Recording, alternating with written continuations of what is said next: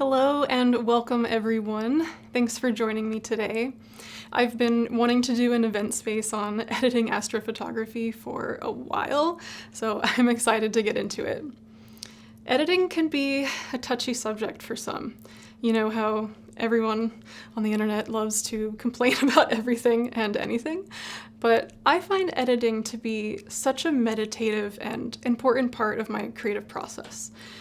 Photography is an art form after all, but there's this stigma around doing more than just basic adjustments to your photos. But through editing, we get to make these creative choices that affect how the end result comes out, which just makes it feel like you have more of a hand in the creation. This is especially true for astrophotography. It's a type of photography that almost requires at least some editing. Not always, but more often than not, you're gonna want to tweak your astro photos because cameras just aren't quite capable of capturing those complex night scenes how we'd typically like them to, yet. I anticipate that will change in our future at some point. But there are a few different editing programs out there to choose from. I mainly use Photoshop for my astrophotography, but I'll walk you through a simpler Lightroom edit first, since I think more people are probably familiar with Lightroom than Photoshop, and then we can get into Photoshop for some compositing. I do want to preface this with the fact that astrophotography editing takes time and patience, just like it requires for shooting. It's not an easy thing to shoot or edit, so practice really is key. The more time you spend tinkering, the quicker you'll find an editing style and an editing flow that help to speed up your process. A tool that I love and use for editing is a pen tablet.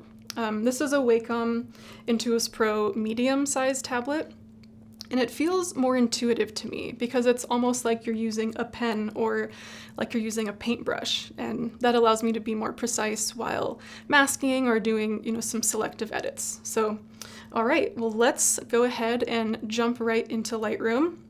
Okay, so once you've chosen the photo that you'd like to edit, I chose this Milky Way photo of Mount Rainier, or Tahoma, which is my favorite mountain.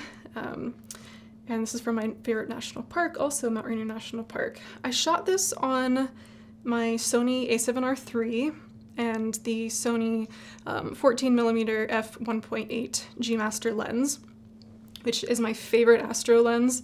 I mean, you get to see so much of the Milky Way and also so much of your foreground. It's just, I love it. 14 is like the perfect astrophotography focal length. But there are a few different ways to approach editing. Everyone has their own process and flow, but for me, I like to start by envisioning what I want the photo to look like when it's finished. Like, do I want the Milky Way to kind of stand out on its own, or do I want the foreground to be silhouetted against the Milky Way, or do I want the foreground to be a more prominent subject? Maybe it's, I think this one in particular, it does feel like it's part of the subject, so I want to bring the mountain out. I want to brighten it, bring out some of those details so that it pops a little bit more. So another note really quickly, I edit my photos with the screen brightness of my Mac at around 3 clicks from max, 3 or 4, just depending. You don't want to edit your photos at maximum brightness though, because that's not how most people will view your work. Most people, when they're on their phones or on their computers, their brightness isn't turned all the way up. So your photos will probably end up looking a little bit darker. So just quick little tip not to edit with the brightness all the way up.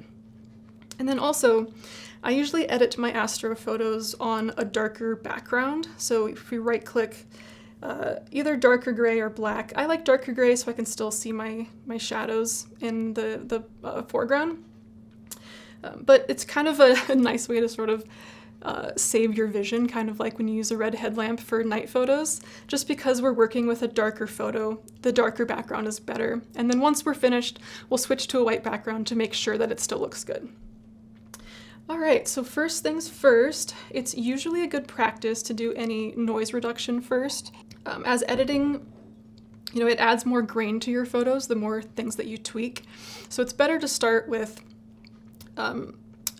as low noise as possible. So we'll go into our detail panel over here, down to noise reduction, and let's zoom in on our photo a bit.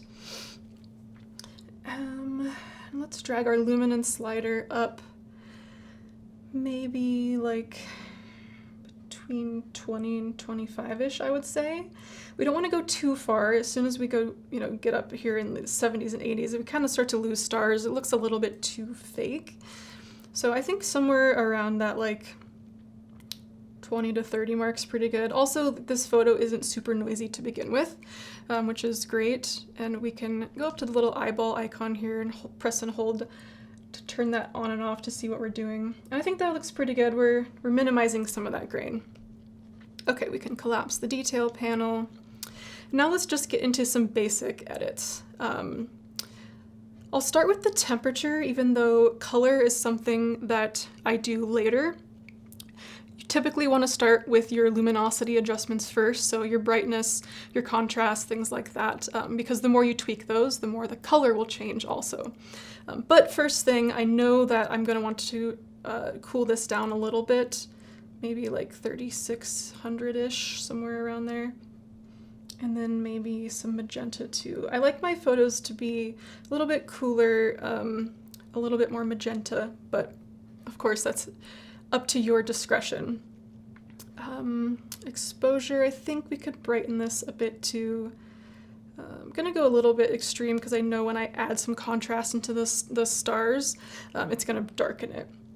Contrast, let's add like, I don't know, that looks pretty good. We don't want to do too much yet, just for some quick global edits. I will lift the shadows a bit. Don't want to do this too much either, because we'll start to get this sort of fake look to our foreground. It is nighttime. We still want it to look like it's a night photo. I think somewhere around there is probably good for now. And then let's also add a little bit of clarity and dehaze. Again, we want to be gentle with this slider. If we go all the way up, the sky looks pretty good. I think maybe it adds a bit of grain, but the foreground looks pretty gross. And then we start to get this like halo around it. So I think, subtle is better. I think maybe around like 25-ish for this. And then dehaze maybe like, I don't know, somewhere around like 15-ish. That looks pretty good.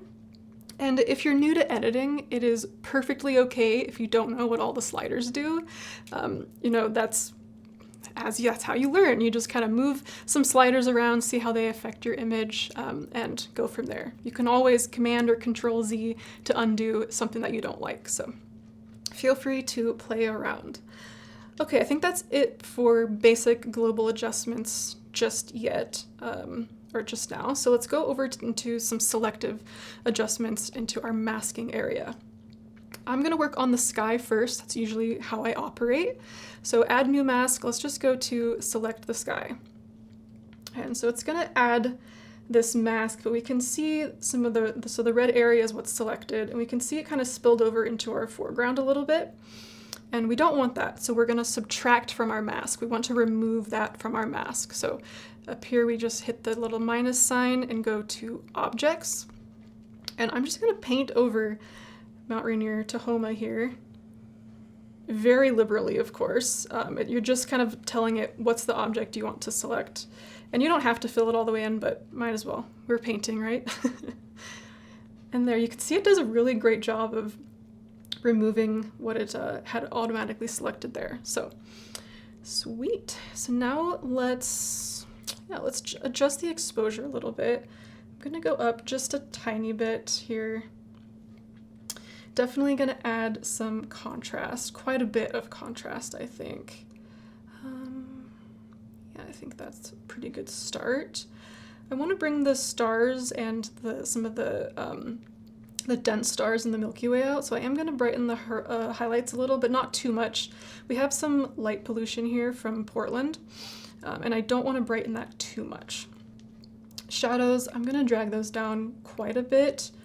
I think, yeah, let's do like, that's a little much, maybe like around there. That looks pretty good. And then, yeah, let's do some clarity and some dehazing as well down under the effects panel. And again, not too much with this, maybe like somewhere around 15. I think that looks good. And then a tiny bit of dehaze too. Okay, so already I feel like we're starting to see the Milky Way a little bit better. Let's go back up. And now let's start to even more selectively edit the Milky Way. So first I'm going to go up to the plus sign to create a new brush mask.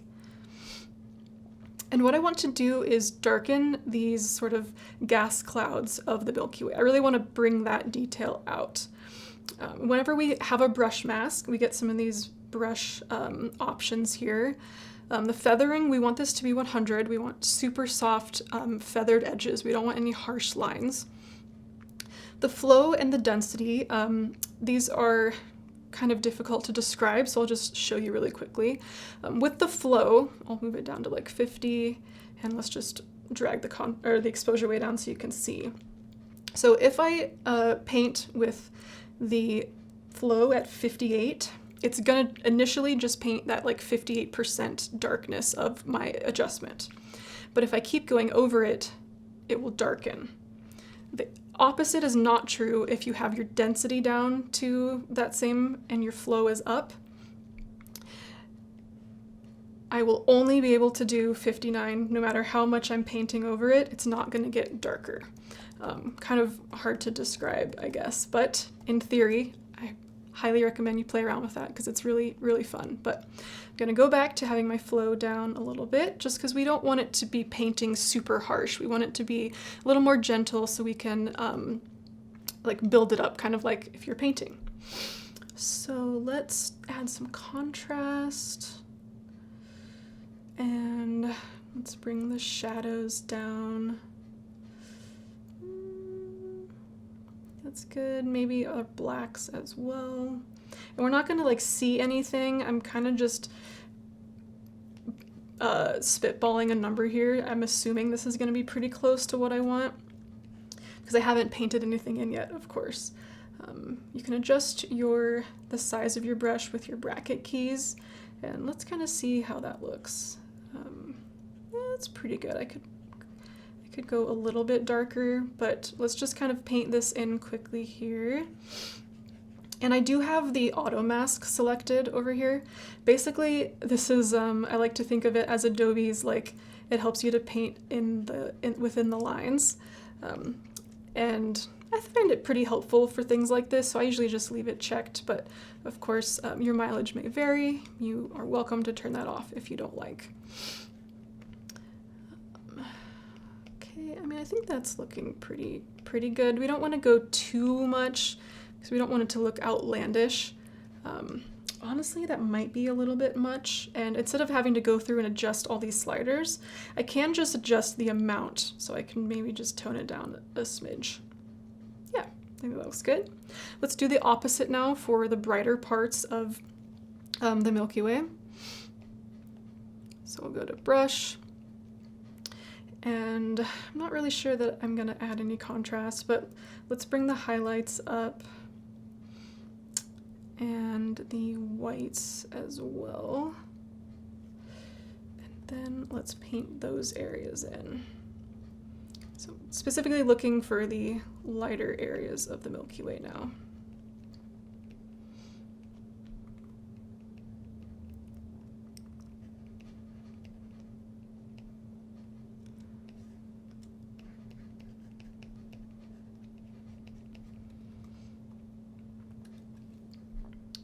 Right, that looks pretty good. If we toggle the eyeball icon up here on and off, you can see like where we're at right now. We definitely see we've brought some of those details out, which is awesome. I think it's looking good so far.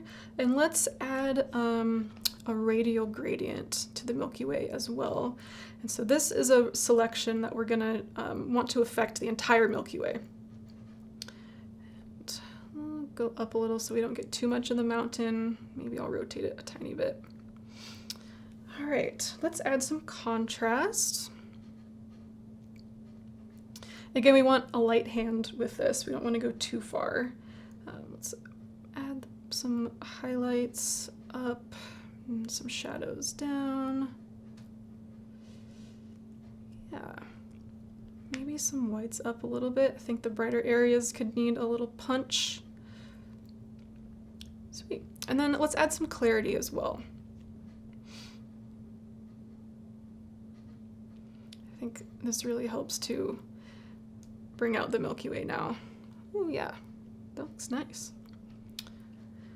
All right, let's go back to our global editing section, this far left panel over here, and let's add some color adjustments now. I know I'm gonna want to add some vibrance and some saturation here. Saturation is kind of global, and vibrance is kind of those more subtle tones of your photo. And I do think color-wise, I want maybe a little more magenta, maybe slightly more blue. Don't want to go too far, but that's looking pretty good. I think I could maybe lift the shadows a tiny bit more. Okay, one more selection I want to make. Let's bring out the foreground now. So let's go back into our masks. We already have this really great sky mask, so let's just invert that for our foreground. So if we right-click, duplicate, and invert mask, now we have this lovely mask for our foreground. Let's do exposure a little bit up, not too much of course, but just a little bit. We want to see some of those details, but we want it to still look like nighttime, of course, like I mentioned before. I think maybe a little bit of contrast, especially, you know, I'm looking kind of more at this part of the mountain, just a tiny bit. And then let's lift some shadows just a little bit too. Sweet, I think that looks pretty good. Let's go back to our global and let's check how it looks on a white background now. I'm guessing it might look a little dark, a tiny bit. We could bump this up a little bit too. I think that's looking pretty good. There are, well, let's look at the before and after actually first. So it's pretty yellow before, and now after we definitely get to see more of the Milky Way coming out and the mountain details much more. So I really love that. And there are maybe a few things that you could tweak a little bit further, but I think those would be a bit easier to do in Photoshop. Things like minimizing this light pollution here, and maybe tweaking the colors a little bit more. But let's hop into Photoshop now, and we'll chat through a composite where we have multiple images that weren't shot at the exact same tripod location or time. So we'll hop over to Photoshop. Once you open your images in Photoshop, they'll open first in Adobe Camera Raw. And in this example, I'm going to walk you through, I have two photos. I have a sky and a foreground. They were taken at the same park, but just slightly different areas and of course different times of day. The foreground, I wasn't sure if it was going to clear up at all, so I was like, well, I'll take this foreground shot just in case. And then lo and behold, of course, it did. So I took both of these photos with my Sony Alpha 1 and again my Sony 14mm f1.8 lens, because I love that setup together so much. So I guess let's start with making some minor adjustments in Adobe Camera Raw. I think the Milky Way shot is a little bit dark. Sometimes you don't nail it on the first try, but that's okay. You'll learn for next time. So I think let's do quite a bit for brightness on this guy. Then let's do some contrast. Maybe I'll lift the shadows a tiny bit, just a tiny bit. And then for the foreground,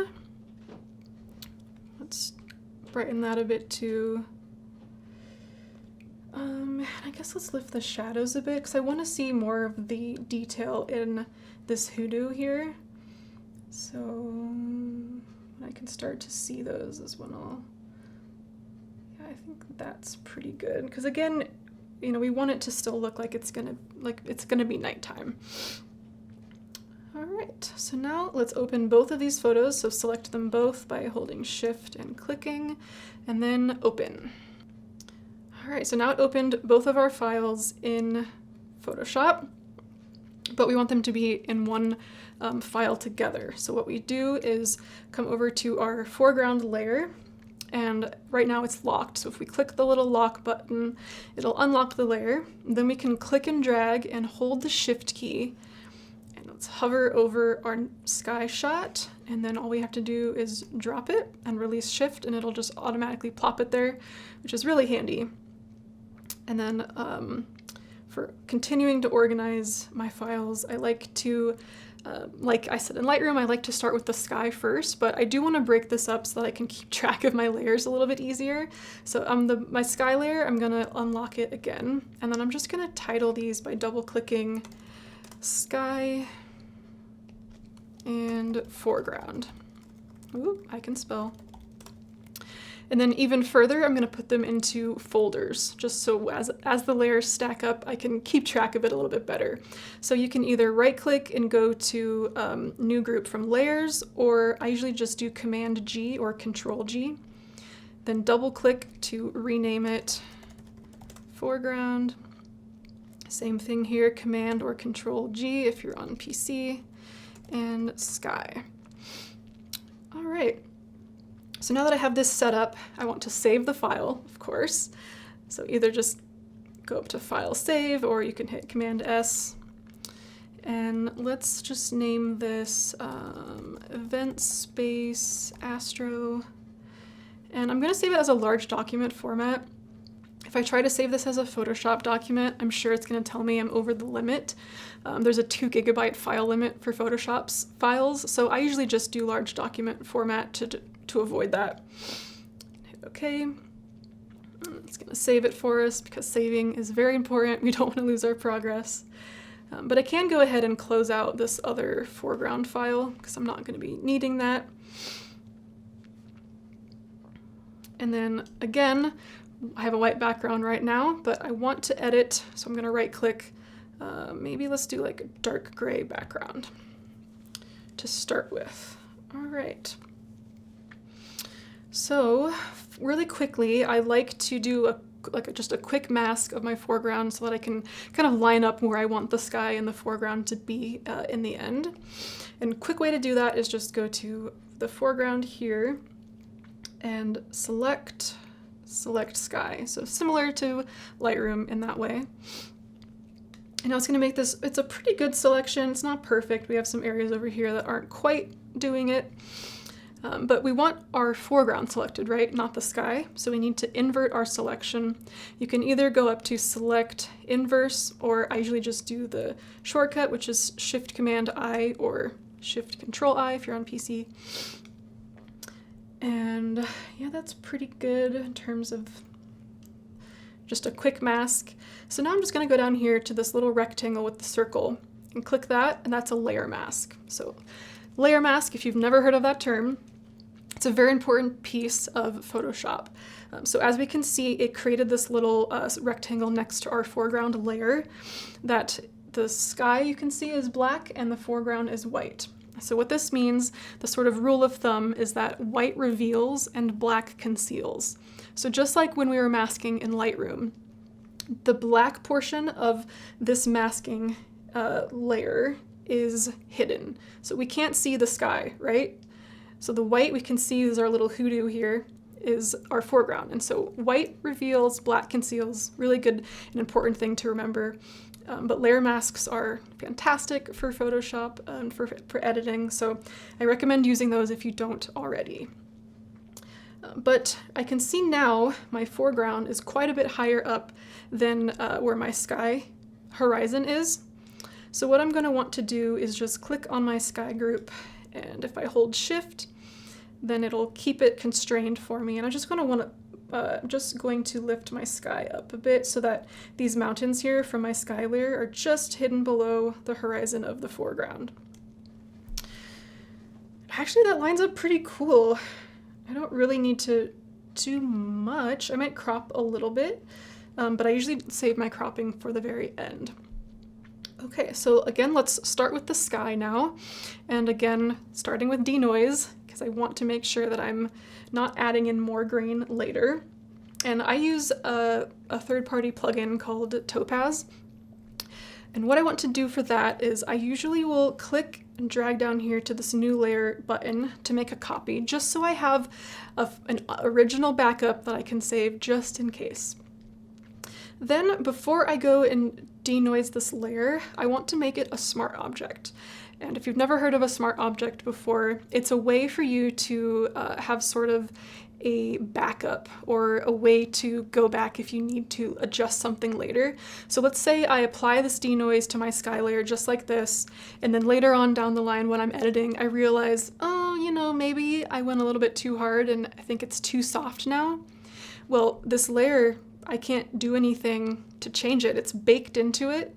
So I have no backup plan of, oh, I can go back and change that. But if I make this into a smart object by right-clicking, just hit convert to smart object, then you'll see once we get back into Photoshop after I apply the denoising, it actually adds a little filter for me so that I can change that later if I want. And that's really important also to make sure that we're always using smart objects. So filter, Topaz Labs, and Topaz Denoise.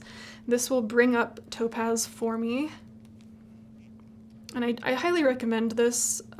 It's not free, but it's been very much worth the money for me. I don't know exactly how much it costs nowadays, but it's not that much. And honestly, just the automatic denoise is doing a pretty great job. I'm really looking at the gas cloud areas, and those look pretty nice. So I think let's just keep it at that, and it's easy breezy. I'll just hit apply, and it will process the image. All right, now we can see that it added the smart filter with the Topaz. And so now if I'm going down, I'm editing, and I realize I did too much, all I have to do now is I can double click on this Topaz denoise, and it'll bring it back up, the Topaz dialog, and I can change it. So it's really, really nice. One thing I don't love about this is that when I want to crop later on, so let's just do it now, I'll show you. Whenever you have it like this with Topaz, it's gonna relaunch Topaz and reprocess, which I don't love. I don't feel like that's necessary. I'm not totally sure why it's programmed to do that, but I found a little workaround that I do. So I'm gonna let that go. Let's undo that because I don't want it cropped like that. And all you have to do is right click and convert to smart object again. Basically, it's just putting it in another folder. So I can still go back and change it if I want to by double clicking on this little smart object icon. But now if I want to crop, it doesn't reprocess Topaz, which is fantastic. So, all right, we've got that done.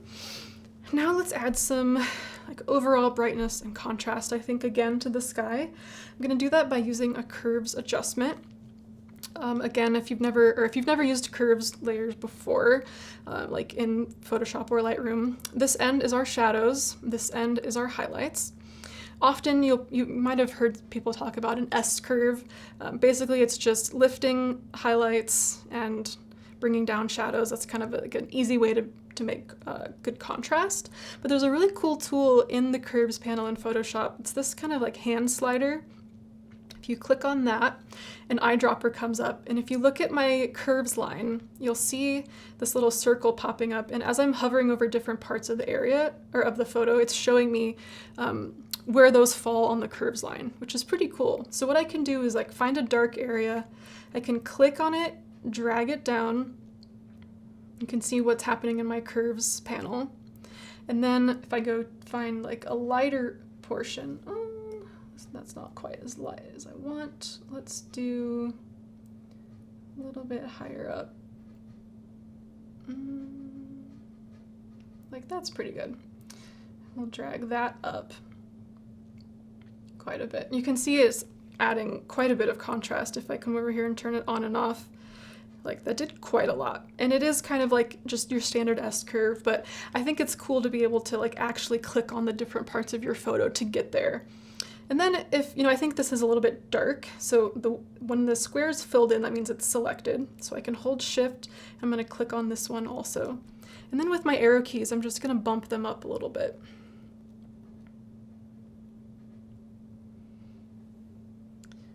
Yeah, I think that's looking pretty good. Maybe I wanna bring my shadows down a smidge.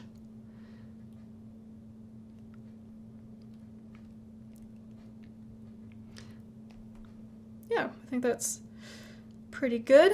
Now let's selectively bring out those details like we did in Lightroom. So I'm going to add another curves layer. And for the brightness, let's use that hand slider again. I'm just going to click on a dark area, drag that down to where about I think I want it. Maybe a little more. Okay, so now this is where it differs from Lightroom a bit, and where the pen tablet comes into play is when we're brushing these things back in. So right now we have this added this white layer mask to our curves, and remember, white reveals. So it's showing me over my entire image that adjustment I just made where I darkened it.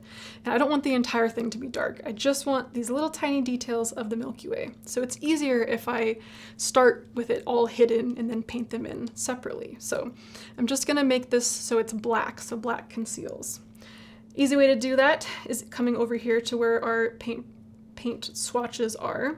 And right now it's telling me that white is on top, which means I will be revealing if I start to paint now, but since this is already all white, it's not going to do anything. So if we just click on these arrows, it swaps it. So now black is on top. And that's where I want to, so if I were to paint now it would remove some of that darkness, you can see. But I want to invert the entire layer first. So I can do that by just hitting Command-I or Control-I. And now I can go in and paint. But remember, I want white to be on top because I want white to be what I'm actually painting with to remove it. So I'll hit the X key or the arrows to swap. Why do I keep getting that mixed up? Okay, now to my brush tool. You can either hit the B key or come over here to your brush. I want a fairly large brush to start with. Something like that. Hardness, I want to be at 0%. I want the feathering to be very soft on this brush. And then with the pen tablet, there are these two icons. So if I press this icon, this now is taking into account my pen pressure for the opacity and the flow of the brush. So if I press really hard, it'll paint a lot. If I press really lightly with my pen, then just a tiny bit will come through, which is great. And then this over here is for the brush size. So if I press really lightly, it's small, and then as I press more and harder, it gets bigger and more apparent. So that's really where the pen comes in handy. I can get much more precise selections here. So now let's go through, and I'm just painting over these darker areas of the Milky Way to bring those out a little bit more. And I'm adjusting how hard I'm pressing based on how big of an area I'm trying to paint. So if it's like a small little area like this, I'm not pressing very hard. But if it's a larger area, like this, I'm pressing much harder. The pen definitely takes a little bit to get used to at first, but once you try it, I feel like it's so hard to go back to just using a mouse. It just feels so much more intuitive. I love it.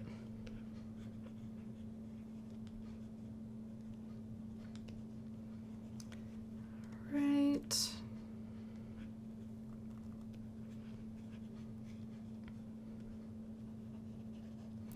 And I can get a little sloppier over here where it's kind of just a dark blob. There's not a whole lot of detail as we start to move away from the core of the Milky Way. But I'm going to come back through here just to add a little bit more, double down. Again, we're trying to kind of build up layers. That just helps to make it look a little more realistic. All right, how's that looking? Let's turn that on and off. Oh, yeah. And you could take this further if you want. Just demonstration's sake, I'm going to go a little bit faster through here. So again, let's do this for the highlights now. So curves layer.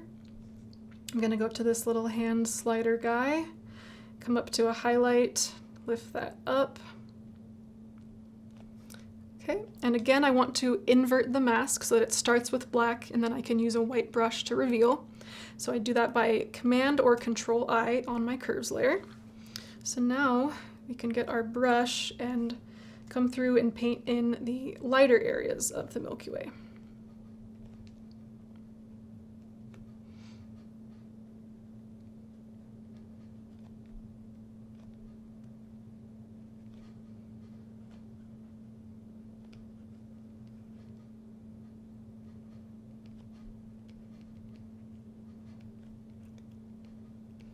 I think maybe you can see how this starts to get pretty meditative, where it's just kind of like you get lost in the sauce of painting in your Milky Way.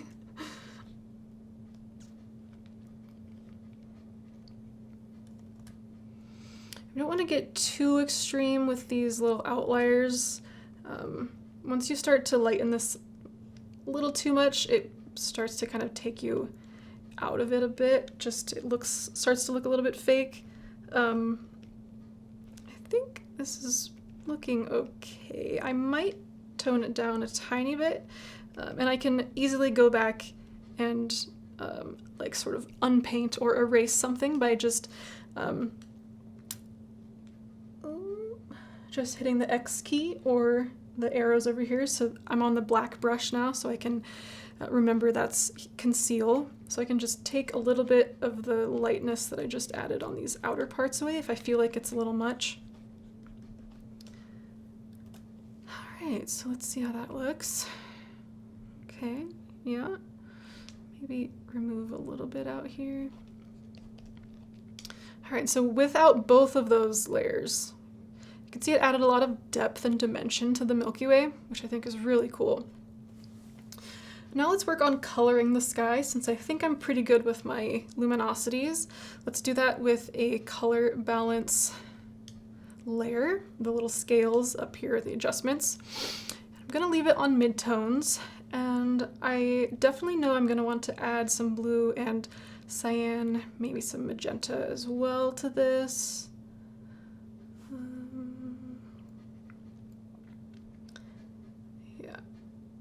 Let's add quite a bit of blue. I think that looks pretty cool. I'm going to take this a little further color-wise than we did in the Lightroom edit, just to kind of show you. And then we can do some selective color in the Milky Way. So I'm just going to do another color balance, but this time I do want to invert it because I want to paint that in. But first, let's just add a little magenta, some red maybe, just to kind of get a feel for what it's going to look like. So invert by Command or Control I. In our brush tool now, I can kind of go through if I'm on the white paintbrush up top, so I'm revealing that purple that or magenta that we just added. Again, we definitely want to have a light hand here. We don't want too much, mostly toward the core of the Milky Way. I think maybe I added a little much over here, so I'm going to remove that. All right, yeah. Turn that on and off. See, definitely added some color here, which looks kind of cool. All right, so now let's make sure okay, I think I'm done with the sky, so let's save, Command S, because we don't want to lose our work. It's devastating when you spend a long time editing something in Photoshop or in any other program really, and you forget to save, and maybe your computer crashes or something happens and you lose all that work. It's absolutely devastating. So make sure that you're saving often. One of my favorite things about Photoshop, though, is there are so many different ways to do the exact same thing, and I think that's also what makes it a bit daunting and intimidating for beginners to get started into Photoshop, because there are so many different ways to do things.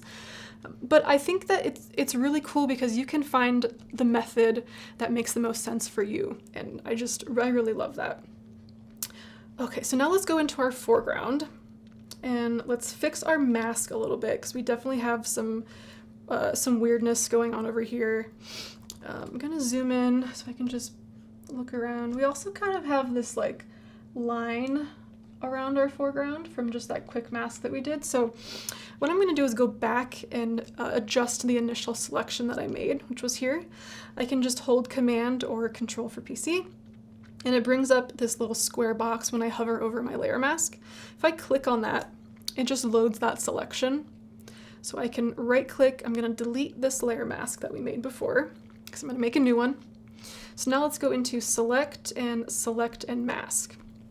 When you first open this, it's probably gonna be on onion skin if you've never opened it before. But I prefer the red overlay just because we're masking, and coming from, Lightroom and Photoshop, I feel like the red masking color just kind of clicks in my brain. But we can see there's like kind of a lighter halo around the selection. I'm gonna fix that by adjusting the contrast. I'm gonna bump that up quite a bit. And then to get rid of that line that like kind of outlines the selection, I'm gonna shift the edge of this selection to come into the foreground a little bit more.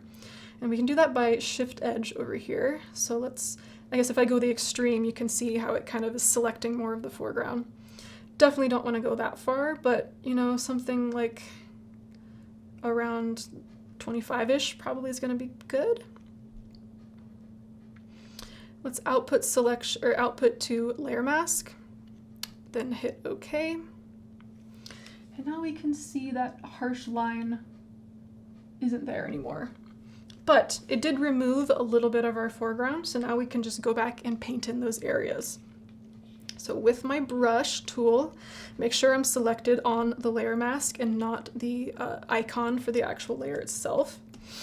I'm going to turn the pen pressure off for this and the size off for this. So now I just want to see where the edge of my foreground is over here. Okay. You can see how it got a little bit confused because they're similar hues and similar luminosities. And let's use a slightly harder brush, maybe like 40-ish%, just because this is a bit of a harsher line here that we want to keep. So I want to hide the sky from the foreground, which means I want to conceal it, which means I need the black brush on top. So now I'm just going to come through and cover this up.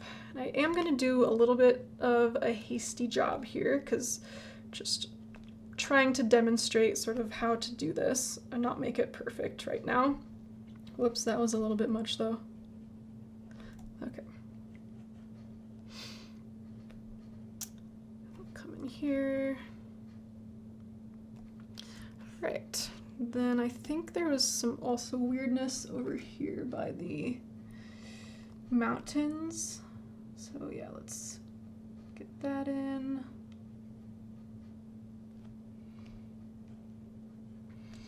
So I'm on the white brush, I'm revealing the foreground here. And then once I find the edges of my foreground that I want, I can come in, switch to that black on top. Now I can conceal these extra sky parts. So let's just come in and paint this. Again, a bit of a hasty job, but you get the idea.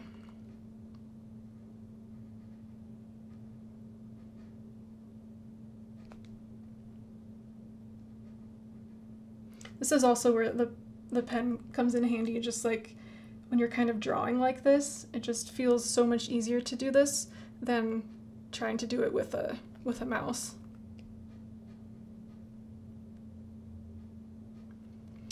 All right, and then I think there was some over here that we want to erase or conceal as well.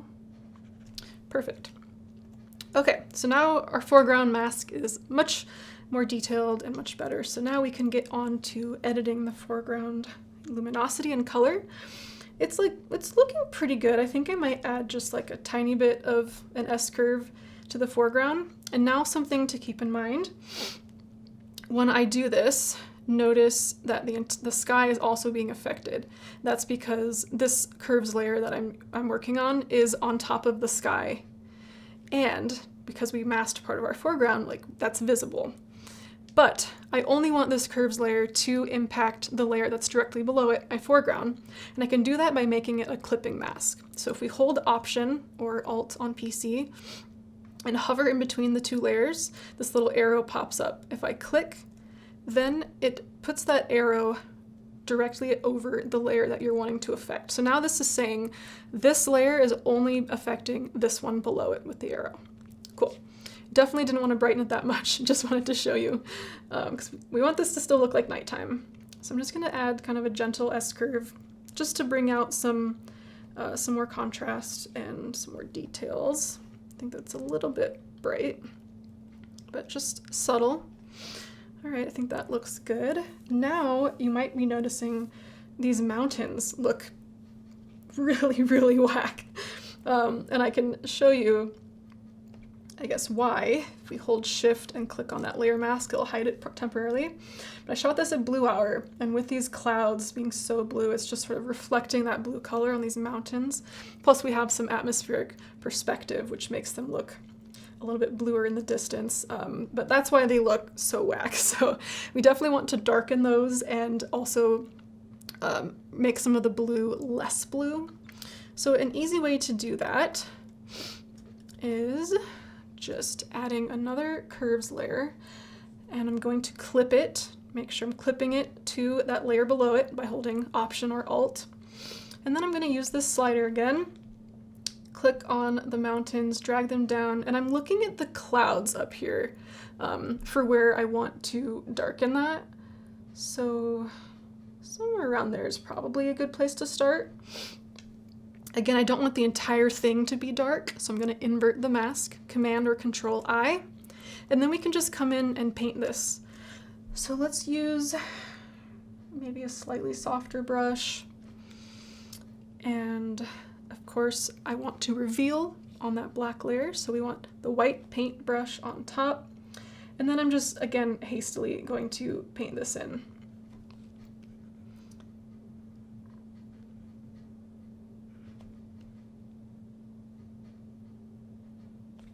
Could maybe use a slightly harder brush, but this will do the trick.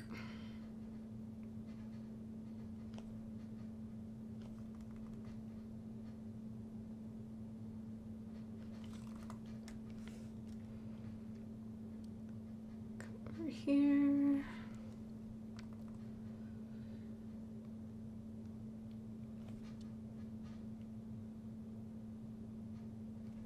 All right, and then if there, there's a little bit of darken that I got on that other layer, so I can just hit X to kind of remove that a bit. But, I'm not going to get perfect with it. Okay, so now they're darker, but they still look really, really blue.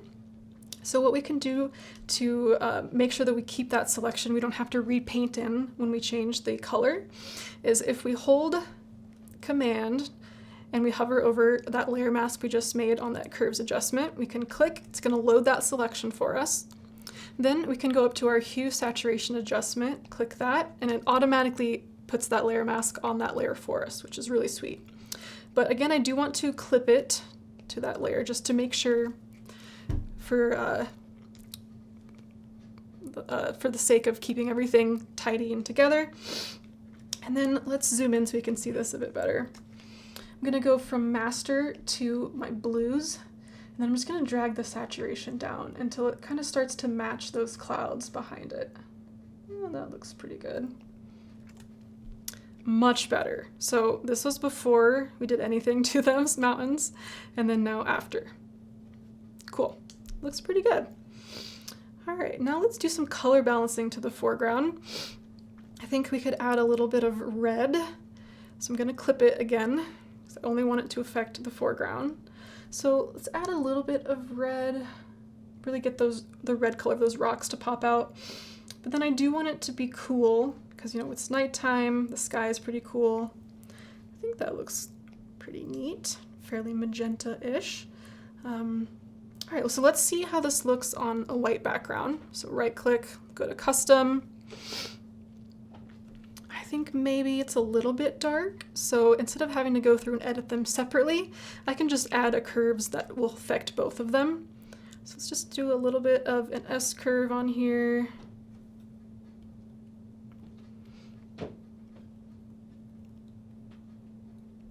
Yeah, that's good. And then let's add some vibrance and saturation. The V on the triangle always reminds me of vibrance. It's easy to find. Nothing too crazy, but We'll add some vibrance and saturation. Yeah, I think that looks pretty cool. Yeah, let's look at the before and after. It's a little more complicated to do in Photoshop than it is in Lightroom. But this is the before and after. So this is the before of our foreground and sky together. Very, very warm sky, and looks pretty wild, but I think that after looks pretty cool.